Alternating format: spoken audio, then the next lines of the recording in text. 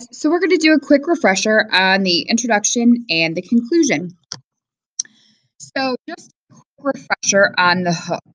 To do your hook, you want to Google a quote about the content of your paper or the book, and you want to find that from an outside quote source. So I start by Googling a quote. And I would really just Google a quote about racism or prejudice because all of the symbols kind of revolve around this concept of racism and prejudice. That's a central theme of the book, and all of the historical context kind of revolves around this concept of racism and prejudice. Unfortunately, on my school laptop, if I leave a website and go to the quote websites, my Chrome shuts down, so I can't show you how I did this. But I found this on the Brainy quote website, which I really like. So I found this one that's from Martin Luther King Jr. It says, "I refuse to accept the view that mankind is so tragically bound to the starless night of racism and war that the bright daybreak of peace and brotherhood can never become a reality. I believe that the unarmed truth and unconditional love will have the final word." Where I see a lot of people making mistakes is they put the name of the speaker in the parenthetical.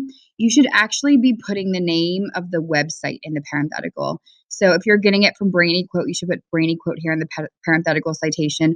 Or if you're using like Goodreads is another popular one, you should put Goodreads here. And then you should attribute the quote to the speaker of it. So like according to Dr. Martin Luther King Jr.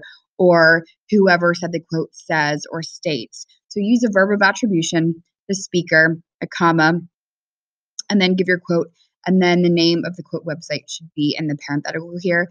The other mistake I see a lot of people make is they will use the name of the speaker and then a dash. Don't use the dash. Use a verb of attribution. If you get stuck, use that list of verbs of attribution that is in the writing section of your binder. So just a quick refresher on the general statement. So you should start with the name of the book, the title, and then the author. So To Kill a Mockingbird by Harper Lee. One thing I want to touch on is how to punctuate a title. Books, when you type, are always in italics. I have been seeing a lot of book titles that are in quotation marks. Quotation marks actually tell me that something is a short work. Italics tell me it's a long work like a book. So To Kill a Mockingbird by Harper Lee is a book about. And here's where we need to tie our hook into the content of the rest of the paper. So since our hook is about prejudice and racism, here's an opportunity to tie that into the rest of the paper. So I'd finish it this way. To Kill a Mockingbird by Harper Lee is a book about racism and prejudice in a small town during the Great Depression.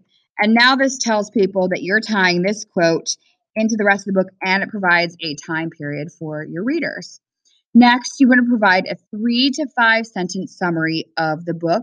Again, don't assume the reader of your paper has necessarily read the book. So just a brief summary of what the entire book is about. You're not trying to leave them on any cliffhangers. You really just want to tell them what the entire book is about. So read this. It says, in the beginning of the novel, the story tells of Jem, Scout, and Dill's adventures as young children, their fascination with their creepy neighbor, Boo Radley, and their hatred for school.